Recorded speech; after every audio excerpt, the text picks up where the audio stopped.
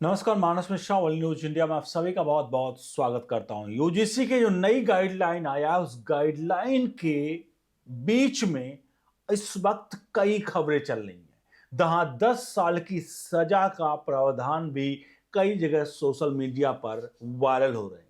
लेकिन सबके बीच में सुप्रीम कोर्ट के वकील अश्वनी उपाध्याय, जिन्होंने सबूत जो सौंपे, वो सबूत आज वाकई में हिंदुस्तान में जो आज केवल यूजीसी गाइडलाइन की बात कर रहे हैं, एससी एसटी एक्ट को लेकर के भी अश्वनी उपाध्याय ने करारा एक तरह से धमाका कर दिया है। आपको दिखाने जा रहे हैं इस वीडियो में कि आखिरकार यूजीसी क्लॉज, जो कि इस वक्त बहस का विषय बना हुआ है, मोदी सरकार जो शायद इस पूरे प्रकरण में सबसे ज्यादा पिछले 14 सालों में जो सत्ता में आई, 10 से 12 सालों में सबसे ज्यादा घिरी हुई नजर आ रही है, वो कृषि कानूनों के समय भी जो बीजेपी के कम से कम कोर वोटर थे वो बीजेपी के साथ में थे। लेकिन इस बार जो पहले पर्दे के पीछे होते थे और अब जो उनके साथ में थे, वो सब एक साथ आ चुके हैं। बहरहाल आपको दिखाने जा रहे हैं कि आखिरकार अश्वनी उपाध्याय ने क्या सबूत सौंपे हैं, और आज आपको इस समझ में आ जाएगा ये वीडियो देखने के बाद, जो अगले कुछ मिनटों की होने वाली है आगे की। ये अगले कुछ मिनटों में आपके दिमाग के, आपके सोच को सही आकार और स्वरूप देगा।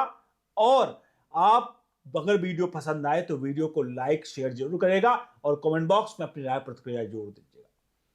तो लिए चलते हैं आप सीधे आपको उस खबर की तरफ, उस पॉइंट की तरफ जिसको लेकर के हम और आप यहां पर शुरुआत में आए हैं। सुनिए अश्वनी उपाध्याय क्या कर रहे हैं। अश्वनी उपाध्याय के इसको सुनने के बाद फिर हम आपको कुछ जो है एक सच्चाइयां वो आपको दिखाएंगे। पहले सुनिए अश्वनी उपाध्याय को। देश में एक मेंटेलिटी भी है, जैसे कोई आरोप लग जाता है हम मान लेते हैं कि हाँ ये ऐसा किया भी हो सकता है। खासतौर पे अगर लड़कियां कोई आरोप लगाती है, महिला कोई आरोप लगाती है, तो पुरुष के मामले में मान लिया जाता है ऐसा किया होगा और 8 साल के बाद बरी हुए। मैं तो भगवान को धन्यवाद दूंगा कि विवेक जौहरी इतने मानसिक रूप से मजबूत थे कि वो कोर्ट में मुकदमा लड़ते रहे, उन्होंने आत्महत्या नहीं किया। सेम एग्जाम्पल प्रयाग में विष्णु तिवारी, उनके खिलाफ पॉक्सो का आरोप लगाया, छेड़छाड़ का आरोप लगाया, बलात्कार का आरोप लगाया, एससी एसटी एक्ट उसमें लगा दिया। 20 साल तक जेल में रहे। 20 साल के बाद सबूत के अभाव में भरी, क्योंकि पूरा केस झूठा था। आए दिन ऐसी खबरें आ रही हैं, फर्जी एससी एसटी के केस, फर्जी छेड़छाड़ के केस, फर्जी बलात्कार के केस, फर्जी दहेज के केस, फर्जी डोमेस्टिक वायलेंस के केस। और इसके कारण भारत में हजारों की संख्या में लड़के और पुरुष आत्महत्या कर रहे हैं। आपने अश्वनी उपाध्याय को यहां सुना। अश्वनी उपाध्याय ने यहां पर एक सबसे बड़ी जोरदार बात कही, और मेरे ख्याल से इसको लेकर के सिर्फ अश्वनी उपाध्याय नहीं, अश्वनी उपाध्याय ने एक दो केसेज का जिक्र किया है जहां उन्होंने एक टीचर का हवाला दिया कि एक टीचर को किस तरह से लड़कियां उसके ऊपर आरोप लगाती है, समाज उस पर क्या लगाता है, समाज भी उसको दोषी मान लेता है। उसके अलावा एक प्रयागराज का केस किया जहां पर एक व्यक्ति पर पहले पॉक्सो एक्ट के तहत कार्रवाई होती है और उसके बाद उसके ऊपर एससी एसटी एक्ट भी लगा करके उसे जेल में ठूस दिया जाता है। बाद में दोनों बरी होते हैं।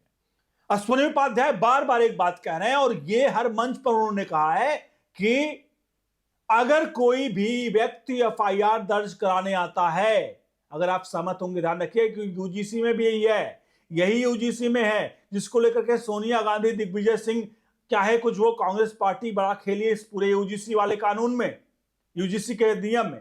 तो यहां पर अश्वनी उपाध्याय बार बार कहते हैं कि जब कोई एफआईआर दर्ज करने आए तो उस एफआईआर दर्ज करते वक्त ही नीचे एक अंडरटेकिंग ले लिया जाए उससे कि मैं जो कुछ यहां पर कह रहा हूं या कह रही हूं, कोई भी एक्ट हो, कोई भी कानून का किसी भी दायरे में आता हो, उसमें उससे लिखवाया जाए कि अगर ये गलत है मैं कहीं किसी भी दृष्टि से, तो जितना सजा सामने वाली पार्टी को जिस केस में एफआईआर हो रहा है उतना सजा सामने वाली पार्टी यानी जो एफआईआर दर्ज करा रही उसको भी भुगतना पड़ेगा।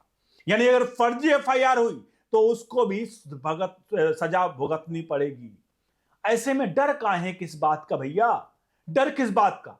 अगर आप लेकर आ रहे थे यूजीसी का नया बिल और यहां एससी एसटी एक्ट वाली बात हम कर रहे हैं, एससी एसटी एक्ट में हालिया की जितने भी रिपोर्ट्स हैं आज से लेकर नहीं, आज तक की जब से एससी एसटी एक्ट लागू हुआ है तब से इसके दुरुपयोग की जो परसेंटेज है वो बहुत हाई है। यानी इसका दुरुपयोग बहुत हाई होता है। कोई हल्का सा भी किसी को कुछ होता है तो कहता है एक काम कर, ये आम जन भाषा है, उसे एससी एसटी एक्ट लगवा दे, खत्म हो जाएगा सारा बवाल। और एससी एसटी एक्ट मतलब क्या? प्रभु की लाइन जो है लिखी हुई, वो लोग यहां पर क्वेश्चन मार्क कर सकते हैं। भगवान रामचरितमानस पर, उसकी चौपाइयों पर यहां सवाल खड़े हो सकते हैं, लेकिन एससी एसटी एक्ट में अगर कोई आकर कुछ कह दिया तो उस पर सवाल नहीं खड़े कर सकते हैं। प्रभु से ऊपर इन लोगों की लीला है। यही है कलयुग का असली रंग और रूप। और आज आपके सामने वही दिख रहा है, जहां 70 साल से सवर्ण समाज एक तरह से सजा भुगत रहा। अपने शायद पूर्वजों ने क्या किया क्या नहीं किया, मुगलों ने इतना कुछ किया, लेकिन मुगलों की अच्छाइयां पढ़ाते रहे हम। लेकिन हिंदुस्तान में अब सवर्ण समाज को उस नीच नजरों से शायद देखा जाने लगा है कि सरकारें भी राजनीतिक रोटी सेकने के लिए सवर्ण समाज की कहीं ना कहीं अब तिरस्कार जैसी चीजें कर रही है। आप इस पूरे प्रकरण पे खुद बताइए कि आखिरकार यूनिवर्सिटी ग्रांट कमीशन क्या सोचा था कि कोई भी सवर्ण व्यक्ति बच्चा होगा और उसके ऊपर एससी एसटी ओबीसी वाला आकर के सिर्फ इतना कह देगा कि इसने मेरे साथ, मुझे अब शब्द बोला, कुछ भी किया, कैसा है, इफ बट का कोई मतलब नहीं है, उसने सिर्फ कह दिया कि ये गलत है, तो उसको उठा के ठूस दिया जाएगा बिना किसी साक्ष्य के। और सबसे बड़ी बात है, क्या वो अपराधी है? क्या यूनिवर्सिटी में पढ़ने वाला छात्र क्या वो अपराधी है?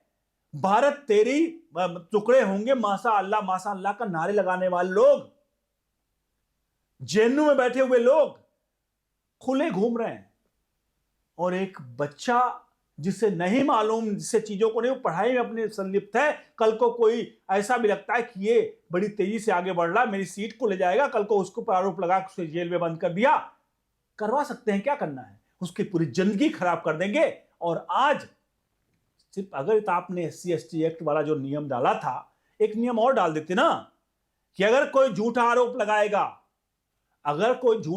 लगाएगा तो उस आरोपी को जितनी सजा दूसरे के ऊपर लगनी थी, जो आरोप लगा रहा है उसके ऊपर भी उससे दुगनी सजा होगी। देखिए, कोई भी बिल से बाहर नहीं आएगा। और सबसे बड़ी बात यहां पर एक और समझिए, एक जो सेल बनाया गया, इक्विटी सेल, जिस इक्विटी सेल में साहब आरक्षण की इतनी बदतर हो चुकी है कि उस इक्विटी सेल में भी 50% रिजर्वेशन डाल दिया गया कि 50% तो उनके लोग होंगे। अरे प्रभु, काबिलियत देखो ना, हर जगह रिजर्वेशन। आप जाति को खत्म कर रहे हैं। सवाल बड़ा है कि आखिरकार अश्विनी उपाध्याय से आप कितने सहमत हैं, जो उन्होंने साफ और डंके की चोट पर कहा है कि भैया ये जो कुछ चल रहा है ना, ये जहां पर एक कोई भी आए किसी के ऊपर आरोप लगा दे, उसके बाद उसको जेल में ठूस दिया जाएगा, उससे पूछा भी नहीं जाएगा, वो कुछ भी कहता रहे, लेकिन सामने वाला कुछ भी हो, लेकिन उसके ऊपर एससी एसटी ओबीसी होने का तबका है। राहुल गांधी ने जाति जनगणना करके बाद इतना बंटवारा नहीं कराया जितना ये एक यूजीसी अधिनियम ने पूरे देश को खंड खंड कर दिया, वो 2025-26 में। अब इस पूरे प्रकरण पर अपनी राय प्रतिक्रिया जरूर दीजिएगा। वीडियो को लाइक शेयर जरूर करेगा। अश्विनी उपाध्याय से कितना सहमत है आप जरूर लिखिए। हम देश हित में काम कर रहे हैं, इसलिए नीचे दिए नंबर्स पर सहायता राशि गूगल पे, फोन पे, पेटीएम के माध्यम से जरूर भेजिए। सवर्ण समाज वाकई में दुखी है, और बात यहां सवर्ण समाज की नहीं है, बात है मानवता की। मानवता अगर इंसान में जीवित है तो कम से कम जाति जो है, उस इस तरह की चीजें जाति से नहीं देखी जानी चाहिए, उसके आर्थिक बैकग्राउंड से देखनी जानी चाहिए। क्योंकि अगर जिसके पास पैसा है, उसके बारे में नहीं पूछता कोई ये कौन से जाति का है, कि सरकारों का काम ही है जाति के बारे में पूछना। वीडियो को लाइक शेयर जरूर करेगा, कमेंट बॉक्स पर प्रतिक्रिया जरूर दीजिए। बने रहिए और न्यूज इंडिया के साथ। बहुत बहुत धन्यवाद।